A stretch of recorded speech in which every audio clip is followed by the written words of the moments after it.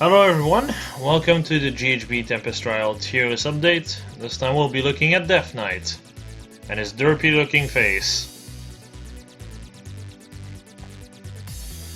So, Death Knight comes in with a very familiar stat line and a very good weapon, although a bit gimmicky.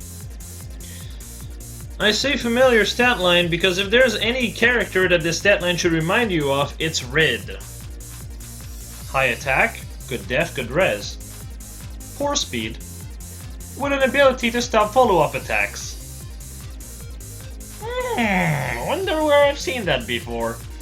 So his weapon has cooldown -1, which is a very good thing to have in general.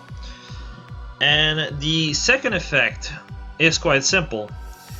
So, you want your enemy to either have their own extra movement or anything of the such, essentially any type of buff that actually gives an effect to them that is not just limited to in combat. This basically gives him a 4 across the board and makes him block follow-ups, which can be very helpful. Now, the one thing that you have to understand about this is that if the enemy is panicked and it has buffs, the buffs won't count for the weapon. This is kind of a shame, but it is what it is. Another thing, you may want to be using lull skills on him. Give up on the idea. If the buffs are anything of the stats that the enemy actually has buffed, well, that buff is considered non-existent, and as a result, he does not get to block the follow-up. Which kind of is a pain. I really wish he could be running low speed def, because as a result he would hit harder, his speed would be higher to the point that he would be able to double a bit easier on higher merges. But I suppose that's kind of just how it is.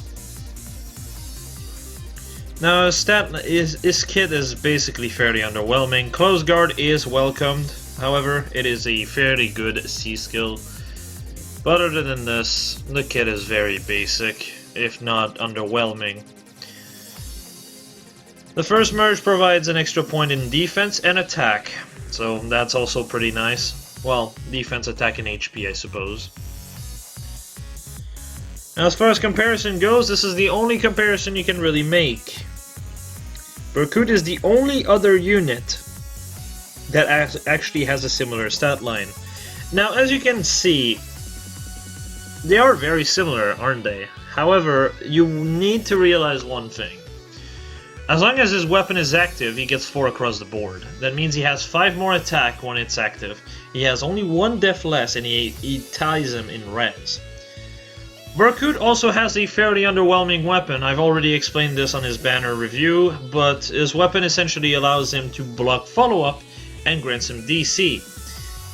That's good, but the blocking follow-up part is only existing against ranged units. This is making him literally a dead unit on arrival, because as long as he has to deal with anything that's melee, this weapon does nothing.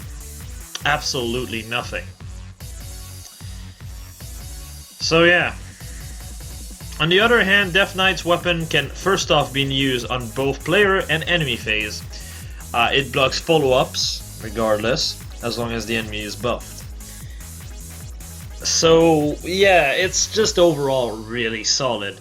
And the cooldown -1 doesn't hurt. So even say the enemy doesn't have a buff, you still have a better weapon than Berkut's. Because while you don't have the condition, you do, however, have a weapon with cooldown -1, which, while isn't ideal, of course, it is still a good option. Cooldown -1 allows him to run other special, which can potentially save his ass in a bind. Whereas Berkut would basically be sitting duck here and probably would struggle getting a special out in time to save his ass. That's kind of just how it is. Now, as far as build goes, this is not going to surprise many people. The first set is basically a red set. Wow, what a surprise. Except since he does not rely on the enemy being debuffed, which, by the way, there is one thing that's kind of nice about this. If you're reliant on debuff like Rid is, if the enemy gets danced because they rallied someone, the debuffs are gone, which means Rid's weapon does nothing anymore. That's the difference. Here, the buff would still be active. In fact, you probably have more buff on the enemies. And even if they don't have buff, they might actually gain buff because of Earth Dance. Which allows then, as a result, Death Knight to get a good, well, effect off. Because that way he blocks follow-up 4 across the board to challenge the enemy having buffs. And therefore being just overall a lot more useful. Not to mention 66 attack is quite good. And allows him to get rid of quite a few things. Quick Riposte on top of Mystic Boost is really good because it allows his HP to stay high, and because his HP remains high, well, Quick Riposte stays up longer. That's pretty obvious, really. The set on the right is a Gale Force set. Now, do understand two things. Attack speed solo is good for player and enemy phase. However, Swift Sparrow 3 will be better slightly for Gale Force because your speed is just there, essentially. If your enemy has a buff, you're basically looking at 45 speed. However, if your enemy has a buff, it might be a speed buff, and if it's a speed buff, that can actually backfire on you. Which is why I kind of wish low speed death would actually work without, you know, fucking up the weapon. But I suppose that is all that there is to it. Desperation is solid because he has a cooldown -1 weapon, he can actually run Desperation instead. You could also run Brazen Attack Speed 4, however that one is a bit gimmicky because you have to understand, you need to get in the Brazen range for your speed to be good. That said, the second the Brazen is active, you are in a way better position. Hell, you might even consider Ardent Sacrifice. I don't typically really suggest that, but in this case it might actually be a good enough payoff, because that makes him a very strong player and enemy phase unit. After all, the threshold is 80%, which means 36 HP in this case. So Ardent Sacrifice does all you need. That said, ideally I would say Reposition is still the best option here. So, yeah, moving on to second set of builds, the Windsweep set. Yeah, it's as weird as it looks, but Windsweep can actually be fairly solid on him. Allowing the enemy to lose 7 attack and 7 speed allows his speed itself to become really solid. Basically your 41 speed looks like 48 after that. So, hey, that's not bad.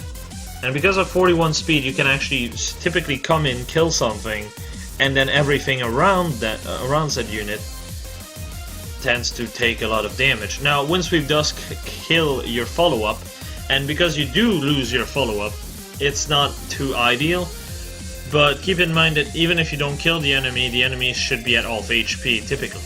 Which means when they get to attack you, not only will they typically have a buff on and therefore giving you 4 across the board, but you'll also have reduced their attack significantly, which makes it a lot easier for you to take the hit. And just basically be tanking an enemy phase entirely. But, yeah, here we go. Moving on to the tier list, because he does something at least somewhat unique, and unlike Kronia, you can't really have a certain type of unit completely fucking yourself over. And I genuinely do think Death Knight is overall better than Kronia, because an enemy with a buff is so much easier than having an enemy with a loss of HP, especially considering healers do exist and can completely screw you over. Then, as a result, obviously, Death Knight is overall a slightly stronger unit. The only issue that he runs into is the fact that he's a cav unit, which means no null follow-up, no null C-disrupt, no null whatever, no bonus doubler, no nothing interesting, which does hurt him quite a bit. Still, he's overall a fairly decent unit. Just like Kronia, however, I would say that they're both very much at the bottom of S- and not toward the middle. If you were to ask me something like, who should I go between BK and Death Knight? I would definitely say BK because BK is a much more solid S- option. Same thing with Arden, same thing with Mass Marth, same thing with Linus, and so on and so forth. But yeah, with that said, that concludes my review on Death Knight. There is really not much else to say here. Honestly, if the unit was not a cav unit, it would probably do a lot better, because when you're a cav unit, you're kind of meant to be either a Gale Force unit or have some very, very specific niche. In this case, he kind of can do both, but he doesn't really get any interesting skills that he can actually gain, so that is kind of a sad part to it. That said, he's still fairly solid overall, so yeah. I suppose that's all I have to say about him. So as per usual, we'll see you all later. As for, but before I go, the refined tier list is going to take a bit longer. I don't have it ready whatsoever. I have not been able to work on it. I've been working on those 2 videos first, so there's that. I'll probably be working on the refined tier list tomorrow and then maybe record it in 2 days. We'll see. As per usual, I'm sorry for the delay, but that's kind of just how life went. Sorry about that. But yeah, see you all later. Have a nice one, everyone.